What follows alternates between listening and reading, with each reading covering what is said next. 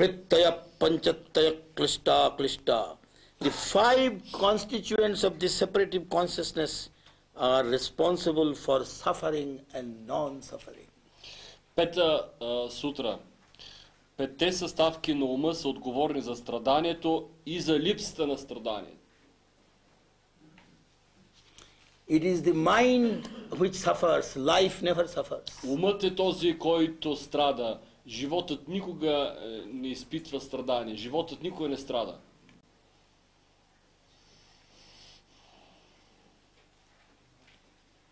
And mind can never know happiness because happiness does not belong to mind. It belongs to the area of no mind. И умът никога не може да изпита щастие, защото щастието принадлежи на една област, която е извън ума.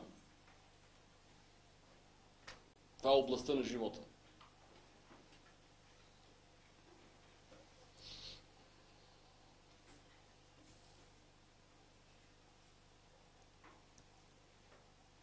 All its happiness is only its image, only its fancy.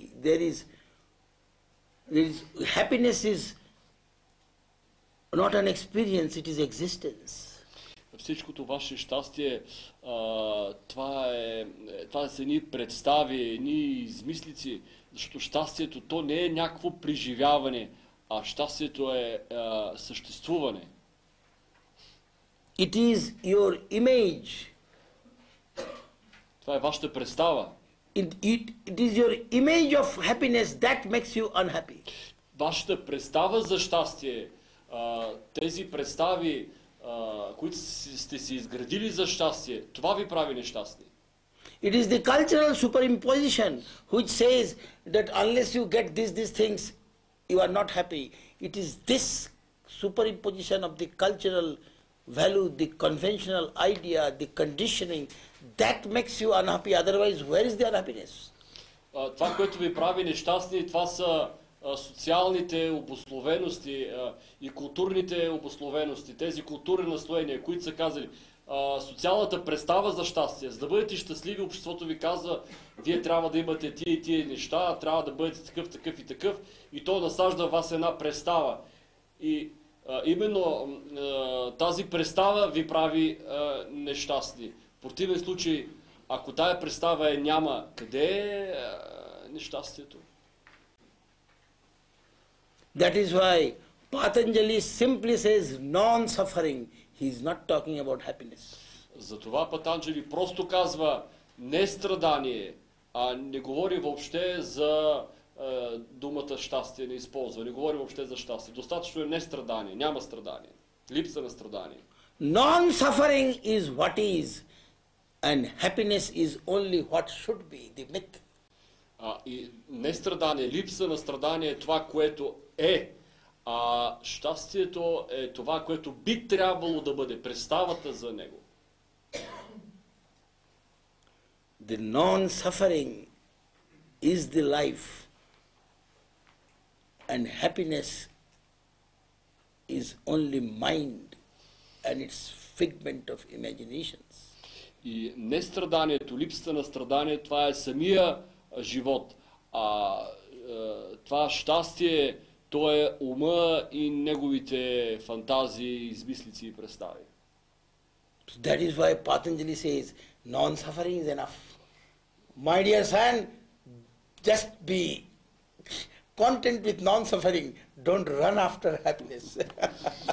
Защо Патанджали казва, скъпи синко, напълно достатъчно да бъдеш в едно липса на страдание. Това е напълно достатъчно. Не тичай след щастието, не гони някакво щастие, някакви представи за щастие.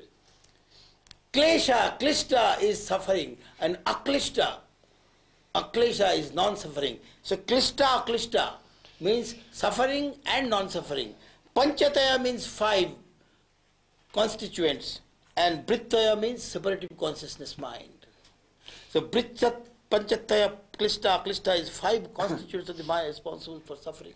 It is so easy to see all this, but you see the interpretations of the spiritual market, it's horrors. If you read their interpretation, you will get headaches. I have 4 copies of Patanjali, and it's crazy. It is indeed crazy. Yeah, each interpretation is not related to the other one. Yes. They're completely different. You know. Different, and all will create only headache and turmoil. Look, what is this? You will like to run away from all this. It's based on their path, their particular path of spirituality. That's how they interpret the Patanjali. But there is no path to truth. Yeah. If truth is out there, there can be a path, this path, that path, that path. But it is not there, it is here. Yeah. There is no question of any path. Yeah. And this simple thing is not saying. Стана тук дебат за пета сутра на Патанджали. No, you talk about path. He is talking about... За пътя. Става въпрос, че пътя няма път. Защото ако има път, значи има нещо отвъд и то трябва да бъде постигнато. Трябва да се мине по този път, за да се стигне до нещо.